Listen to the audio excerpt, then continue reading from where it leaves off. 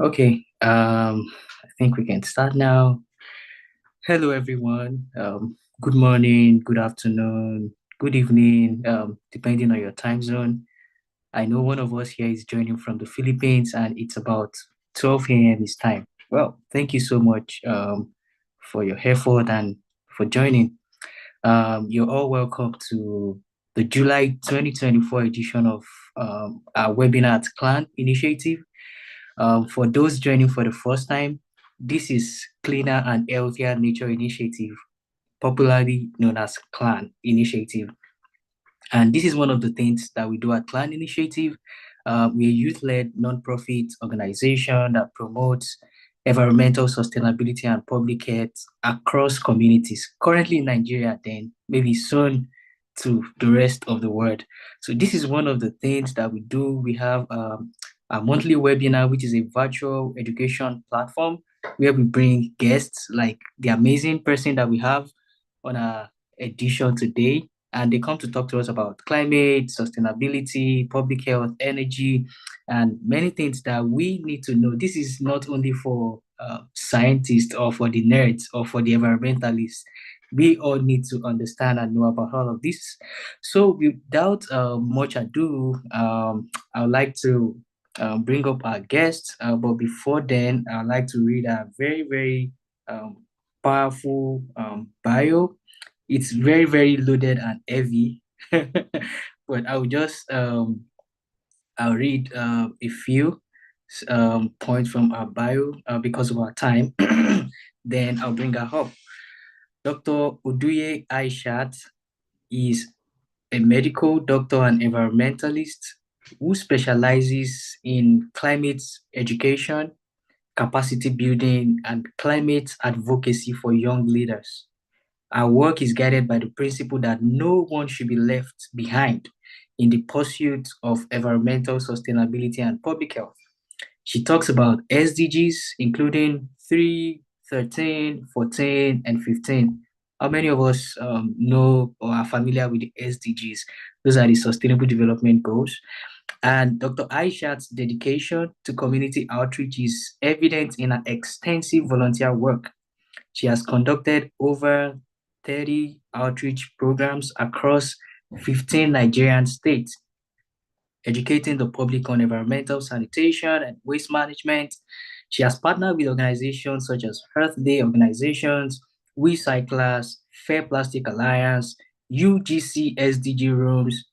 Through these partnerships, she has moderated panel discussions, webinars, and workshops, educating and training over 2,000 change makers on environmental health, sustainability, climate advocacy, and youth empowerment. And I will run to the last paragraph because of time. Our work focuses on illuminating the challenges faced by marginalized communities due to the climate crisis and creating pathways to support and spotlight solutions by and for young people. With over 5 years of experience, she has demonstrated skills in policy writing, problem solving, and project management, spanning both local and international context. Thank you so much, Dr. Aishat, for joining us today as our guest speaker. One thing is our vision at CLAHN is environment and public health, and it's very rare to find a medical doctor that is so passionate about environmental and health initiatives at the same time. I call her the green doctor. So thank you again, Aisha, and welcome. So if you're ready, you can come online now, and yeah, let's have you. Thank you so much. I'm really grateful for that introduction. I'm sorry that it was long. So thank you again for this invitation. Before I start though, can you see my screen? I should confirm if you can see my screen and if you Yes, can we hear me can. well. Yes. Okay, perfect. Okay, thank you. So hi everybody, I'm Dr. Aisha Oduye, and I'll be taking impacts of plastic pollution and the roles of youth in climate advocacy today. So just one second, please.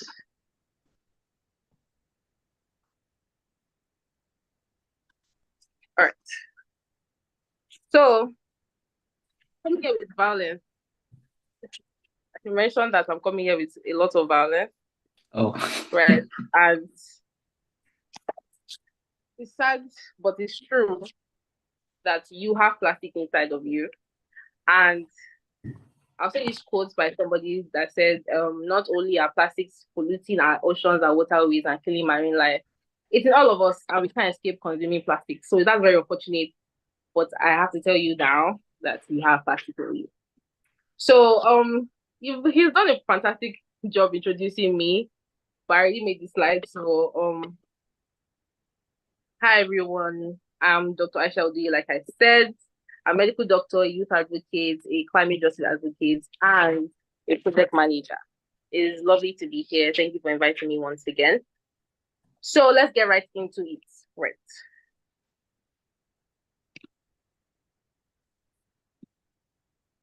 Introduction to plastic pollution. So plastic pollution is basically, there's a lot of plastic, more than we can, we can recycle, or more than we can degrade, or more than we can handle in our environment. That's basically what it is. That's what plastic pollution is.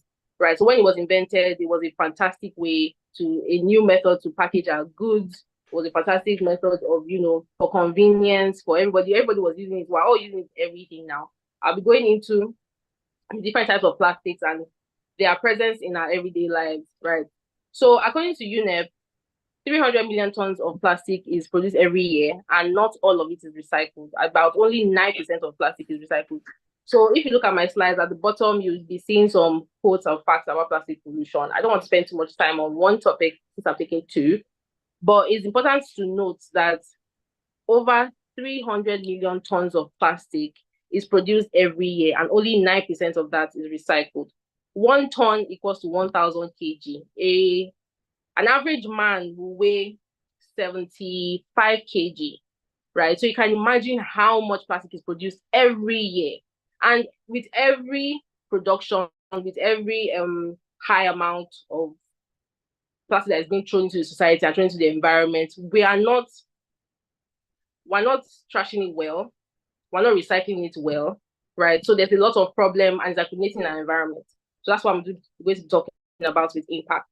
Right, so there are different types of plastics, and it's very important to notice. This is where I really, when I found about this, was really interesting to me.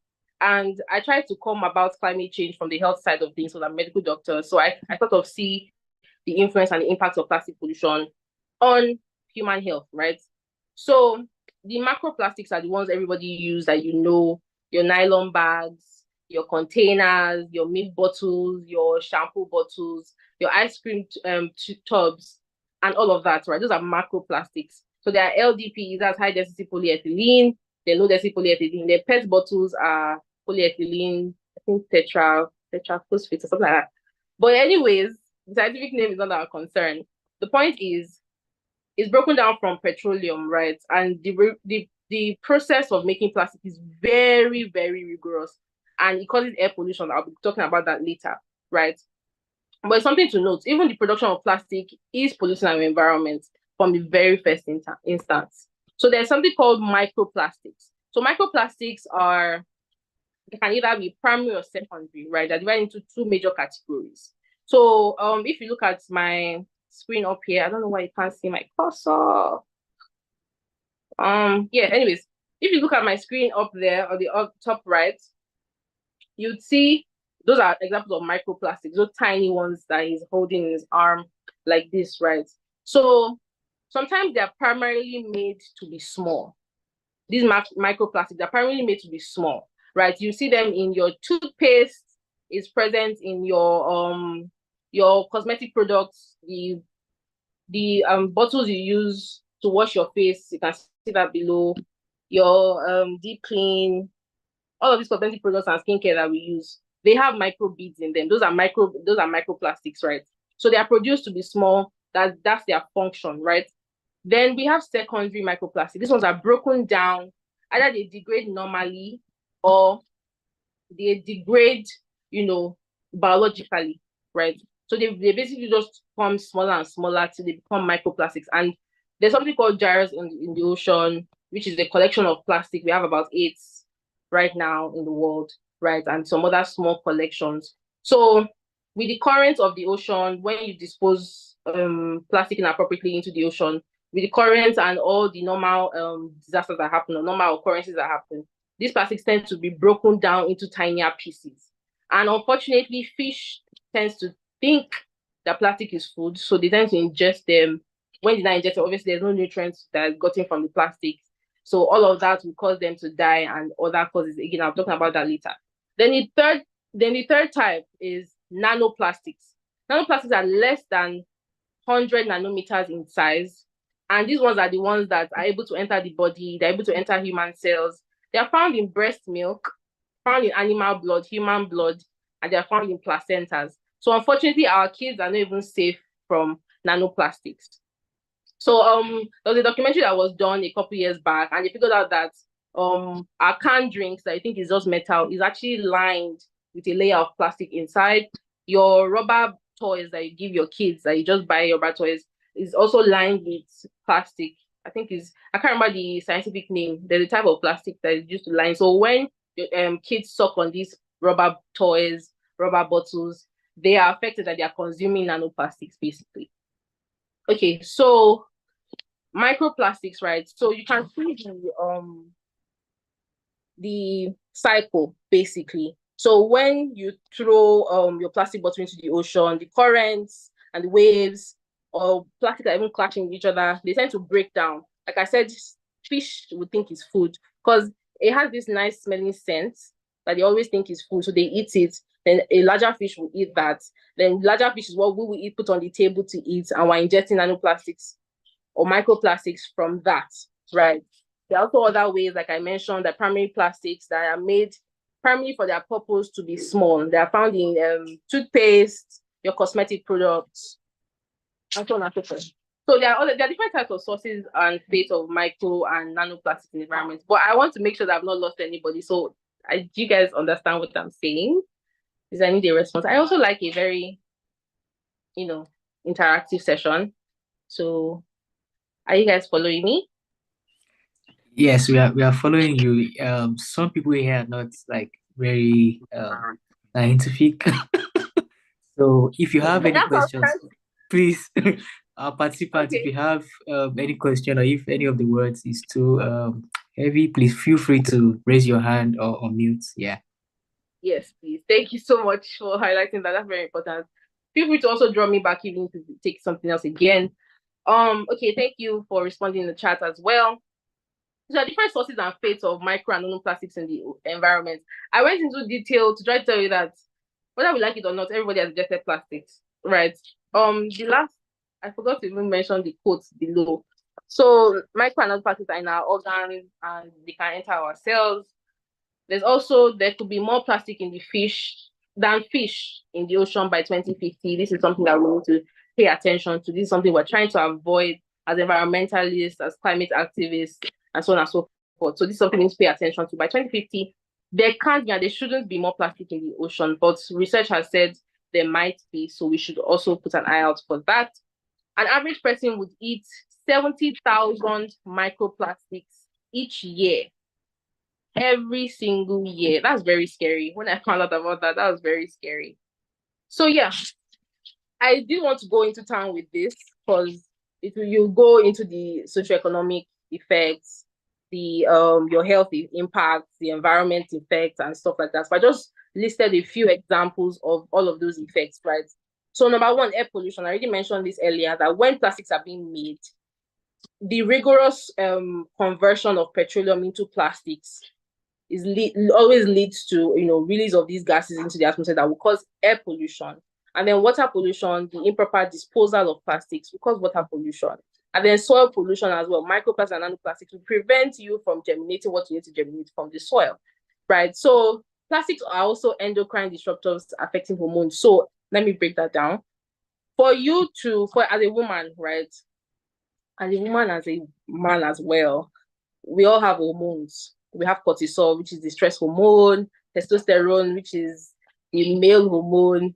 Then you have your normal hormones that women have as well. I don't want to go into detail, but basically, the endocrine cells or the endocrine system is the one that helps you break down or is the one that helps you release these hormones that function around your body. So without your hormones or without your endocrine system, you would not survive, right? But obviously people are, but it's not a very convenient lifestyle, right? So plastics disrupts the work of the endocrine system, which affects hormone production and the action of hormone in the body, right? So because of this, so imagine cortisol as a stress hormone. When you are going through stress, you are releasing a lot of cortisol to be able to handle that stress. So imagine you have so much nanoplastics in your body, which is actually what's happening because there's been an increase in the rate of mental health diseases. There's been an increase in the rate of infertility issues, of cancer, obesity, and they can tie all of this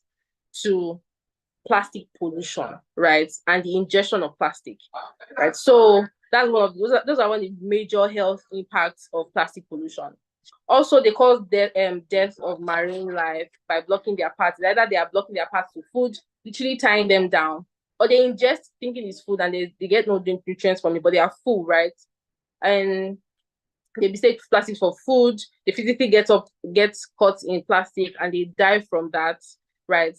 And they also cause environmental effects because flooding, natural disasters. We can see what's going on now with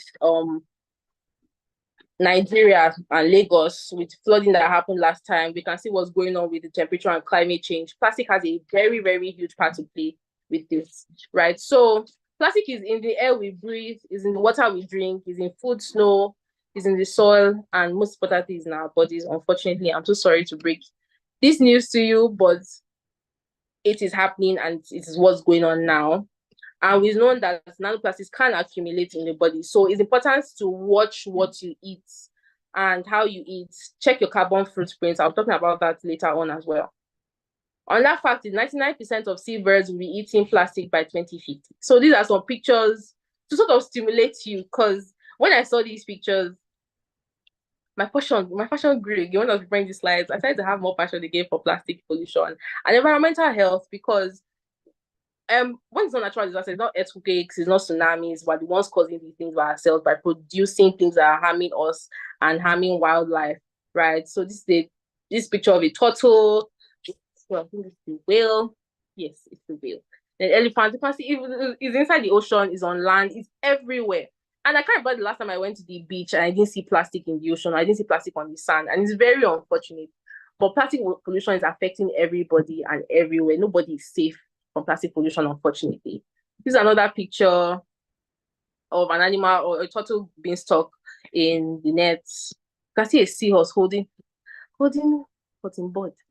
Then you can see the seagull as well. It's very, very unfortunate, right? And these are things that we're trying to fight against.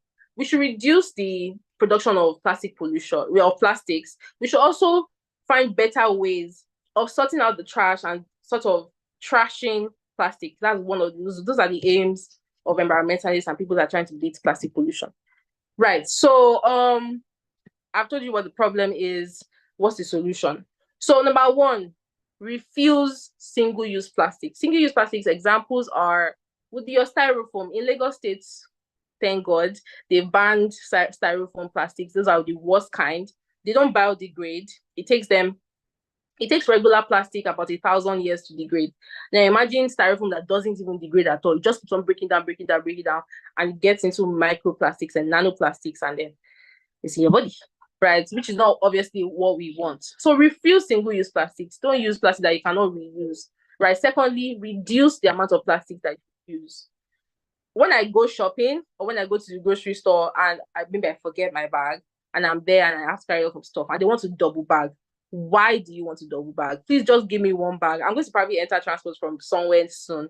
I'll put it in my backpack if I forgot something else. You get? So like these are little ways that you can even help to reduce plastic pollution, right? So reuse, very, very important. In my house, I think all Africans do this, where when you go to the freezer, inside your ice cream plastic is pepper that is there.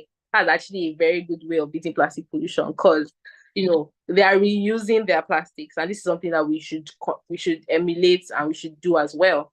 Recycling, to sort out your trash before you throw it out, and try to reach out to recycling companies. There are a lot of companies, a lot of organizations. Again, I'm speaking for Lagos, Nigeria. I'm sorry. I'm speaking for Lagos, Nigeria, because that's where I am and that's where I stay. So I know a lot of what's going on here.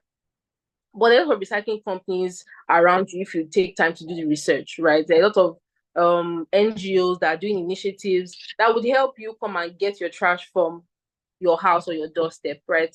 So they are also be open to alternatives. That's my last point. Be open to alternatives. So eco-friendly packaging, use wooden spoons, wooden plates. You don't have to wait for somebody to do these things. You can start with your own. When you want to pack your kids' food to school, you shouldn't use plastic. I don't advise that you use plastic, right? So you want to take options that would reduce the impact of your own carbon footprint in the environment. Okay, so that's the end of my first topic. Do you have any questions before I go to the second one? Are we all following? Because I need 3 answers in the comment section before I go ahead to the second topic, which is very, very important as well. So are we together? Just 3. You don't have to have a question. You can just tell me we're together, or just put your favorite emoji in the comments. Yes, thank you, Ayomide. Oh, thank you guys. I've seen 3 now. Thank you so much. This is great. I'm happy that we're all together. So what are the roles of young people or youth in climate advocacy? So before I should start, obviously, what's climate change? Climate change divided. Okay, there's a question.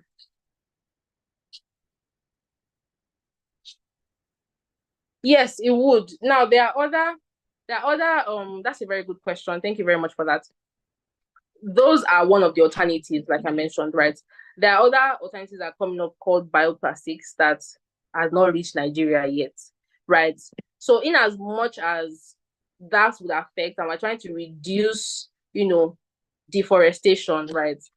It's also important that we can plant trees again, but we cannot get rid of plastics. I mean, it's more of like lesser evil, and that's what we have available for now, right? I know I attended, there's a research going on right now that they're using bioplastics that can degrade, right? I hope so. I hope soon it comes into the African continent and we can start to use that. But there's also, those are other ways that they're trying to beat this question that you mentioned, right? But for now, right, it'd be better if you purchase wooden utensils or using wooden products rather than plastic, right? It's more of lesser evil, that sort of thing.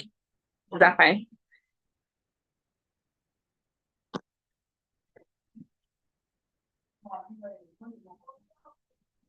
Okay. You're not responding.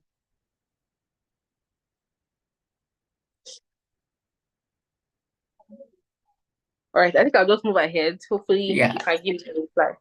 yeah. I think Right? he sent an emoji. Okay. Yeah.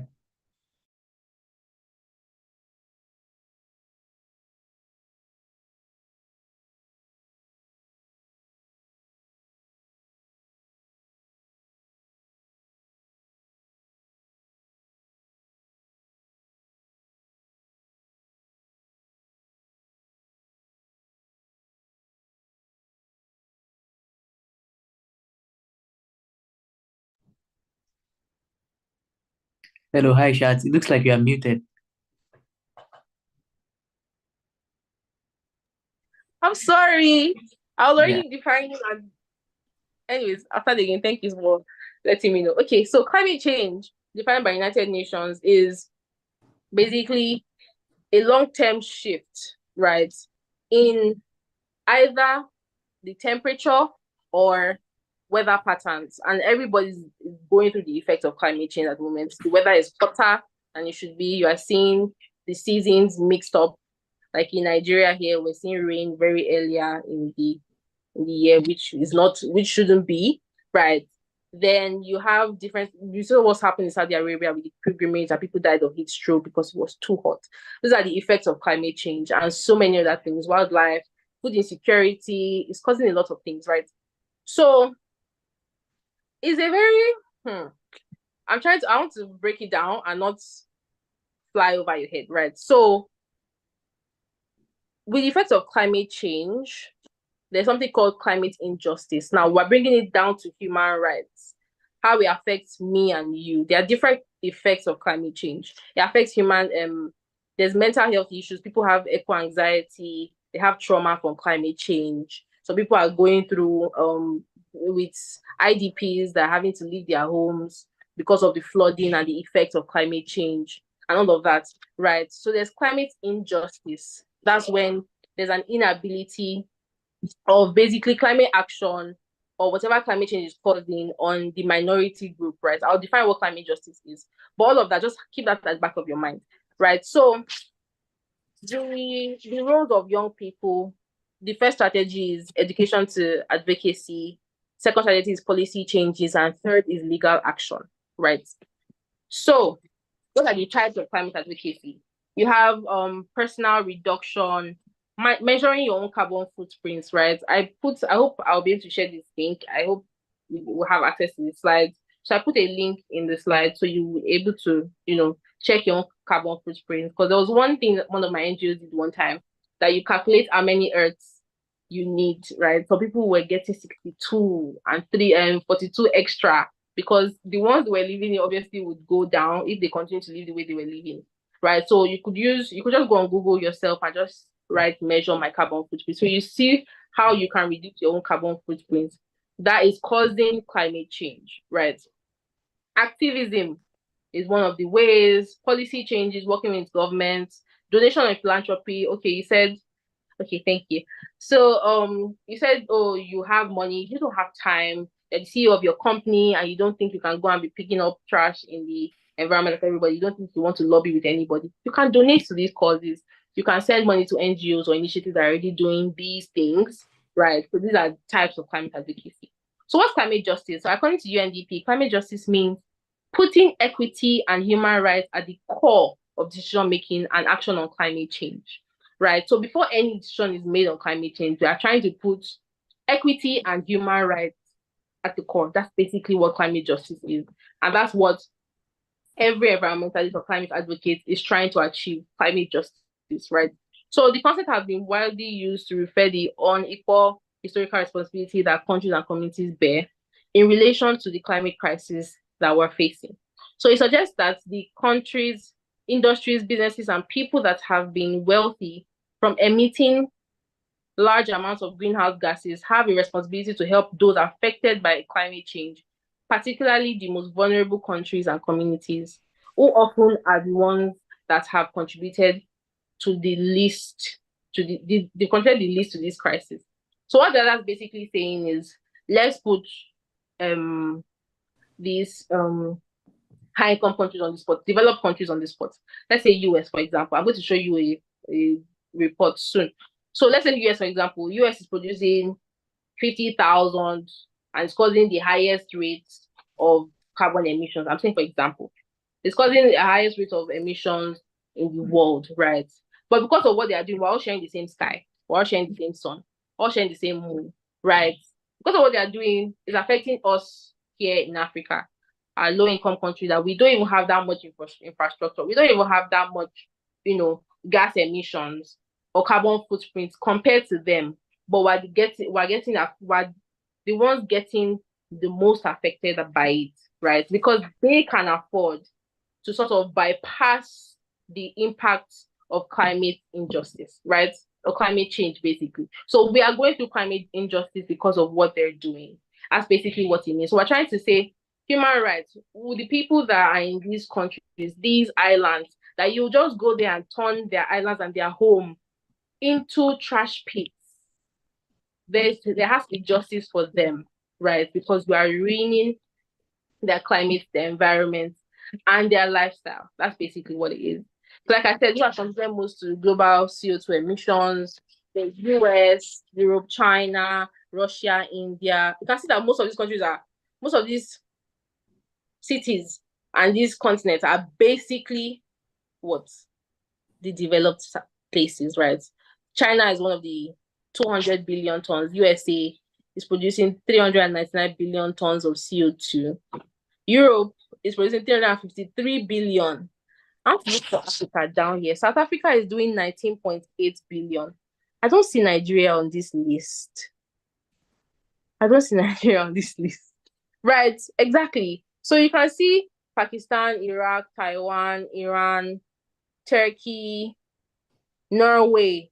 Nigeria is producing 3.4 million only, right? And we're all going through it. But we can't adjust as well as they are adjusting because they have the infrastructure, they have the means financially to be able to adjust appropriately, right? So regions affected, poor countries and regions often almost face greater risks from climate change. There are small island countries like Tuvalu and Marshall Islands. Again, there are links in the slide, so you can just watch a YouTube video of their stories where huge companies in the US or in China are coming to dump their trash in their states and they're turning their islands into trash pits, which is not ideal because people are living there, right? So many of these countries and communities bear little responsibility for cumulative greenhouse emissions driving climate change. At the same time, they have the fewest resources available to protect themselves. So, what are the 5 stages of climate advocacy? This is very important to take note of, right? Because if you want to go through advocacy at all, it doesn't even have to be climate advocacy. You want to advocate for change. You want to change the way something is, right, to something you envision it to be. The first one you want to do is obviously conduct thorough research, right? You want to know about every single thing concerning the problem that you want to solve, right? Then you identify your goals and solutions to these problems. Then you mobilize. One person cannot do it. 2 heads are always better than one. Like what CLAHN initiative is doing. You mobilize other people in the society in wherever you want to do the job, right? If I realize that, okay, Coca-Cola is dropping trash in my area here in Ikeja, right? I mobilize other people in Ikeja that are getting affected as well. People that know what the problem is and they are facing impact as well, right? Then when we do this, then we can now draw up a strategy, an advocacy strategy, which will now lead to an outcome, right? To influence an outcome. So how do you determine advocacy strategy? I'm not going to go into details with this, but you want to ask these questions: how to access those in power, right? In Nigeria here, you have your local governments, then you have your states, and then you have your federal, right? So the one that is closest to us, obviously, is local government. You want to go to a local government chairman. How do I want to access these people? Do I send an email? Do I call? Do I reach out to their PA? Find out how to do all of these things. Then what information interests them? What is my PA passionate about? I was trying to do a project in 2021 and I reached out to the first lady of Ogun State, right? And I had to do research on her. She was interested in women empowerment. So when I was developing my environmental strategy, I tailored it towards that because I wanted her support financially for the project we wanted to do that year. Right. So you tailor it, what interests them. They want women empowerment. No problem. We say we'll do different outreaches for women, focusing on women and stuff like that, right?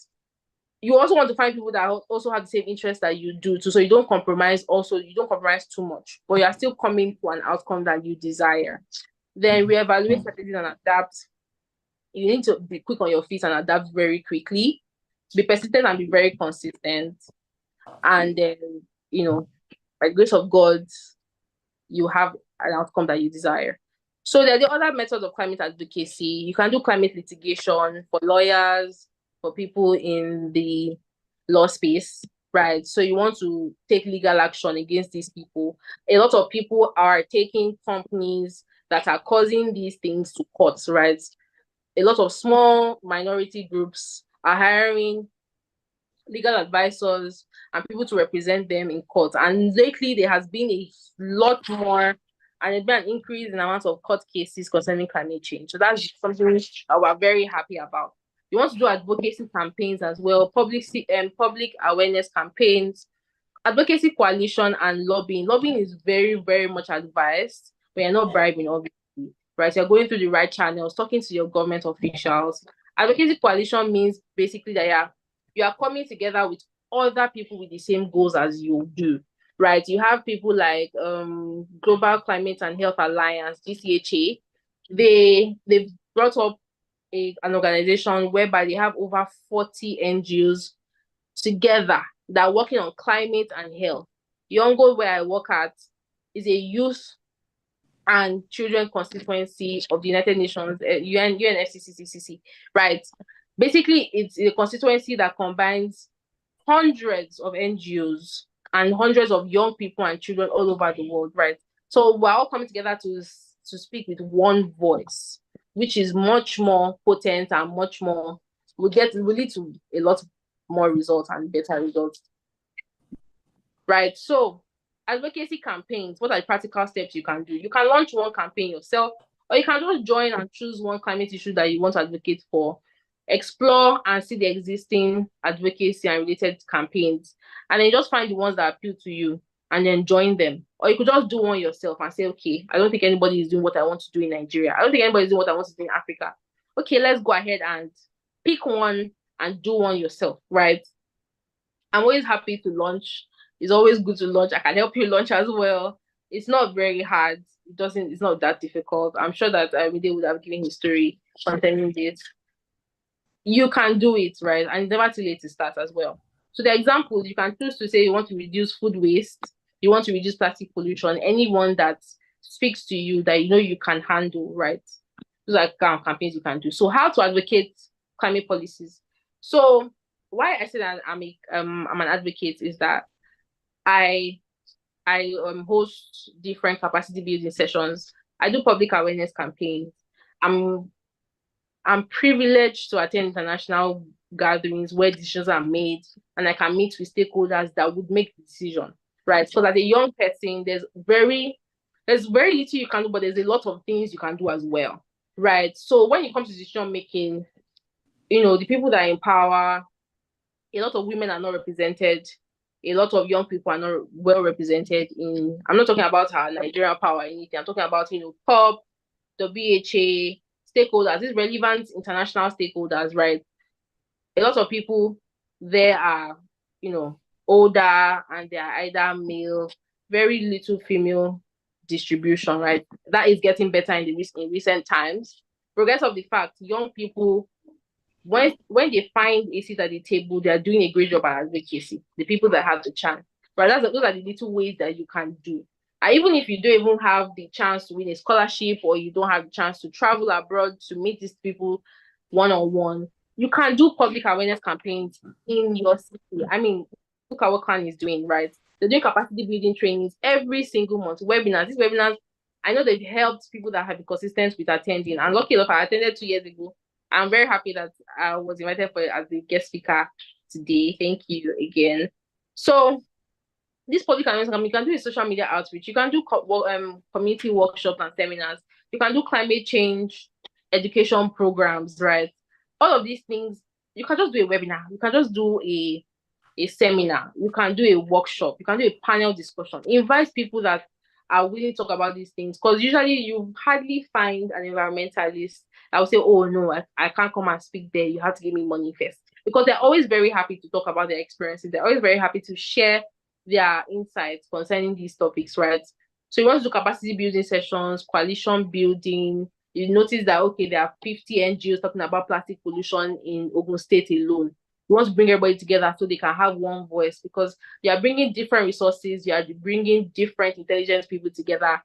You definitely go further than everybody that was staying on their own, right? So he wants to do media engagement. This is very, very important since we're in the tech age.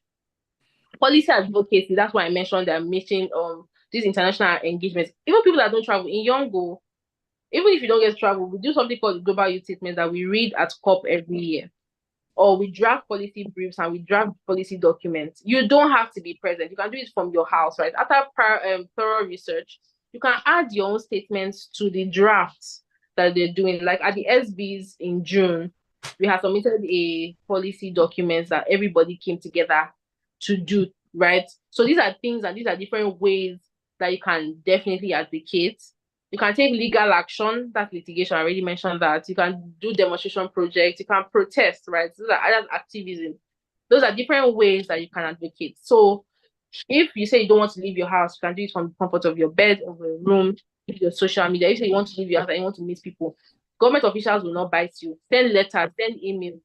There's some platforms. I hope I'll find one and share soon. There's a platform that would allow you to just write or sign petitions. You just go through the app and scroll through, and you see petitions that are going on right now concerning climate and environmental health and sustainability. And you just have to sign your name there, right? These are the ways you can advocate, right? And you can make change. So these are some tips. I'm coming to the end of my presentation. Do not despair if you don't win now, right? If you go through a legal action or litigation and you don't win the case, don't be sad because you did something. You definitely provided awareness concerning that problem. You communicated and networked with a lot of people. You provided opportunities for yourself, and you basically just shed light on the problem. So nobody is keeping quiet about it anymore. You can always try again, right? You need to understand the rules organizing policy change. You need to form coalitions with organizations, learn from your past experiences. And if you are just new to this and you just say, okay, I just want to try this for the first time, don't hesitate to reach out to people that have been doing this already. Learn from their experiences and just know what works, right? What do I do and what are the systems by which I need to follow for these things to work, right? Consider those who oppose you and find solutions before they arrive. Then you want to frame the issue. You want to make sure you remember what your problem is. Don't get lost in, okay, you're going on 50 trips a year. Don't get lost in you're meeting government officials and they're asking you to come and be their PA, or they're asking you to come and do something, they're giving you 50 million naira or stuff like that. Don't get lost. Remember your problem and remember your goals. Always be on the lookout for windows of opportunity. It's very important as a youth, right, to grow and to have access to these things. When you talk to people, when you have access to different networks, right? Always be on the lookout for more opportunities or bigger opportunities. The aim is from local to national to international, right? And then global. You want to be everywhere. You want to change things. So you want to start small, then grow continuously. So you don't want to look out and say, okay, I'm not going to go to UN, I'm not going to go to WHO, I want to do this in Nigeria alone. You are clipping your own wings, right? Things what you're doing. You can go to UN and WHO and still help people in your own city, right? I can help people all over the world. So be aware of your own impact. With this, I come to the end of my presentation. So thank you very much. Let's connect. That's my name on LinkedIn, and that's my email if you want to reach out for anything at all. So I'll be taking questions now. Thank you. Wow. That was really amazing and so rich. Thank you so much.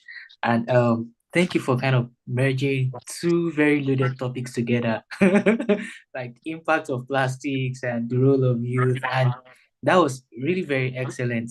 Thank you for your time. Thank you for putting a lot of effort into this. So we'll go to the questions now. So please, if you have questions for Dr. Aishat, kindly you can raise your hand, you can unmute and ask questions. Yeah, please feel free. Whatever she mentioned that wasn't clear, or you want her to enlighten us more about that, or interpret into language, into a language or into terms that is easy to digest. Yeah. So I think I would start. Maybe some people are shy, but yeah, I would start. I have a concern about the youth advocacy part. first. I also have questions about plastic, but the youth advocacy side. So, how do we, in very, very simple terms, so two questions, how do we help youth to engage in climate advocacy by making this very simple for them? Not everyone read environmental science, environmental management. So, what are the simple strategies that we can use to attract youth to get involved and to get engaged in this climate work and climate advocacy? Okay, thank you for your question. Can you hear me? Let me Yes. confirm that. Okay, perfect. Um, First of all, thank you, Dr. Okay, it's very important to note that for you to, want to influence somebody, they want to be influenced first, right? I didn't study environmental science myself. I didn't study any of these things myself, right? I don't know if I'm going to my story, but anyways, the point is I was opportune to be thrown into this space, right? And I had to find my bearing. And from there, I started taking courses. I started, you know, attending seminars, attending webinars, talking to people. I want to learn this. I want to do this. How can I do this? How do I learn? Right. So, in as much as we're trying to make it easier, I think you're doing a fantastic job already with these monthly webinars that you're doing. Right. Capacity building sessions are very important. Like you said, people are not really interested. People are not in that space, but some people want to do it, but they don't know how to go about it. So finding capacity building sessions rather, you want to also fundraise youth advocates, right? Because one of the things, and that question in the comment section. Okay, so one of the things that I lost my train of thoughts now. I You're apologize. talking about capacity building. You're trying to answer my question. Yes, thank you. Also, one of the things that youths and challenges that we face the most is lack of money and lack of finances. And that's something we'll talk about at COP this year because this is the finance COP, right? We are young people. Okay, myself, yourself, we want to talk about these things. We already have knowledge. For example, I already dealt with people that don't have knowledge. They have to seek the knowledge to find it really, right? Yeah. And then what you're doing as somebody already in the space is trying to provide a path and an easier way for them to come into the system, right? The series that you want to do, you can publish books and stuff like that, like e-courses and stuff like that, right? But for people that are already there, like us, and everybody that's been attending these webinars, right? And you want to do something more, you want to do these things. How do you travel? How do you, reach out to these important stakeholders and tell them about your thoughts? It goes a long way because even in that document that we talked about, right, a lot of things had to be removed because over 10,000 young people were writing from different places in the world. So nobody knows what is choking my leg here in Lagos, Nigeria, behind my closed doors, right?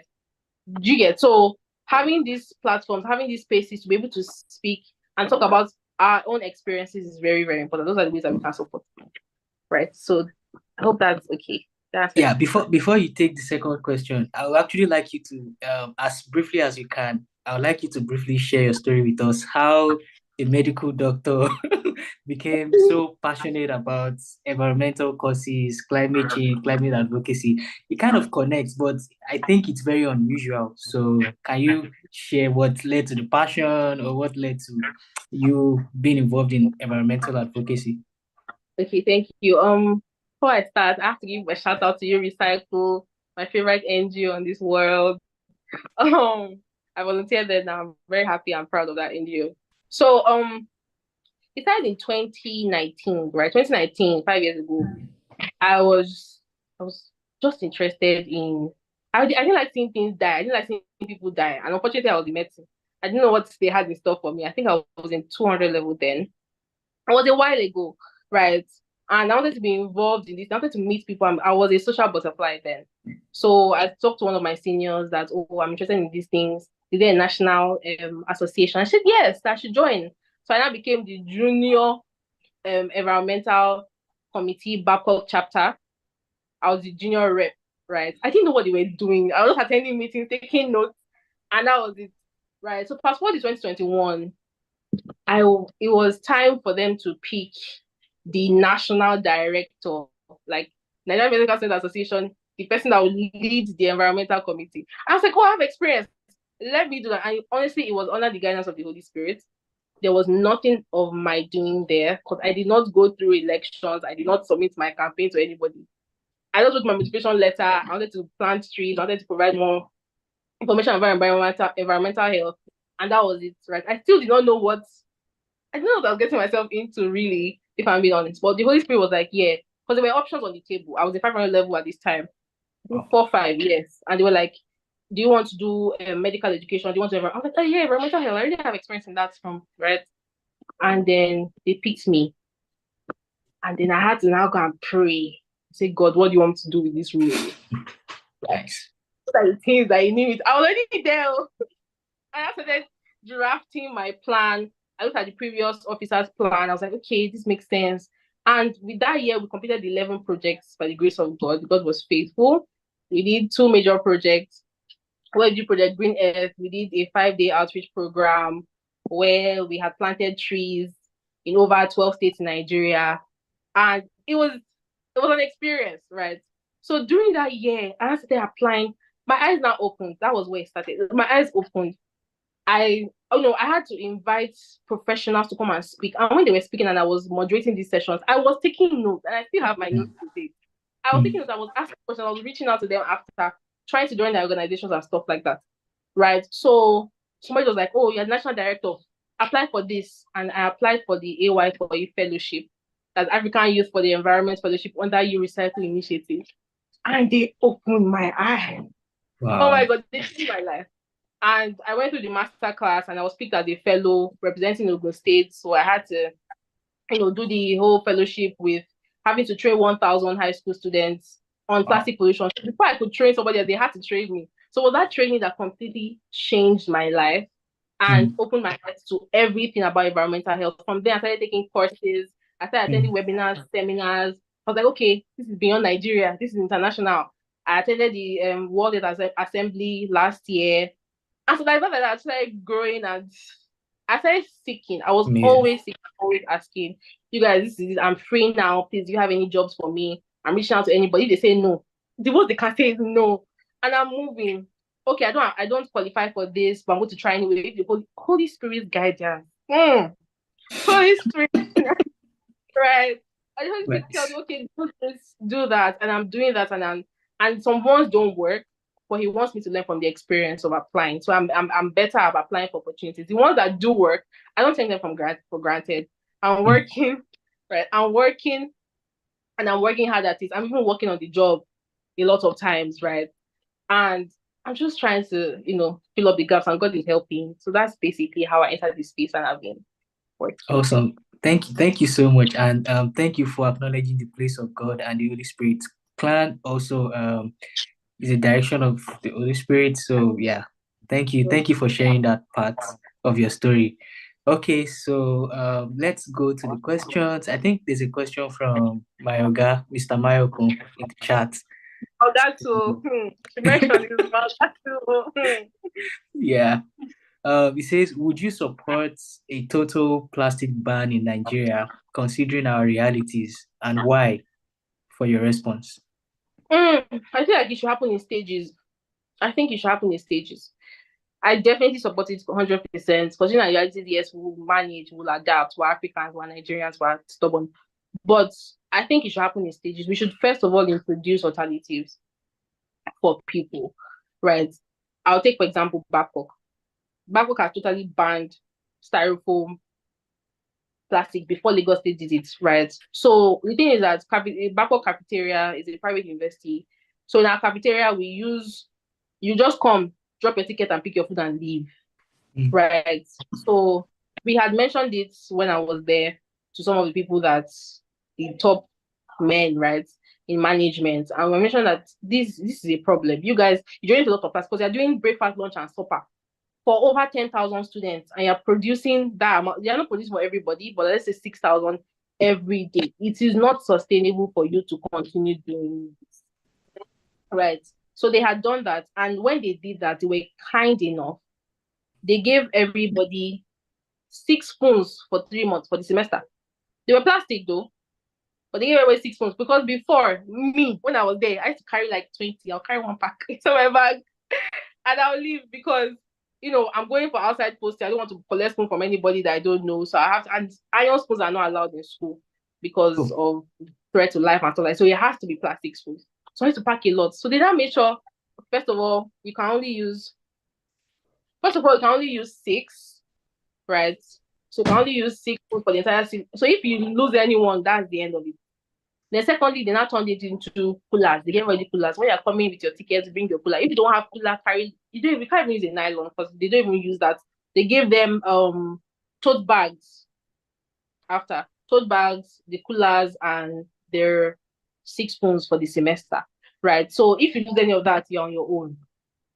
So them they reduce the distribution and the use of plastics. That has not happened with the businesses though, but the businesses are not using styrofoam anymore, which is a good step. So if we're going to do that in Nigeria, first of all, introduce alternatives, do the right awareness campaigns and distribution to every society. Not that you just suddenly come and ban without putting people's excuse me, so sorry about that.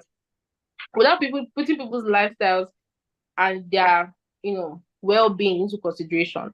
So yes, I totally support it. We should completely ban plastic. I don't think it's something we need. A lot of countries have done it and they are doing it, and we can do it as well. Right. For our pet bottles, I can't remember the country, the European country, they will use their pet bottles. When you're done drinking, you take it back. It's like a vending machine. You return the vending machine, they'll give you money for the pet bottles. Right. And they have a number on it. How many times they've used those pet bottles. After a certain number of time, they won't use it again. These are sustainable ways that we can adapt in Nigeria. So yes, I think we can.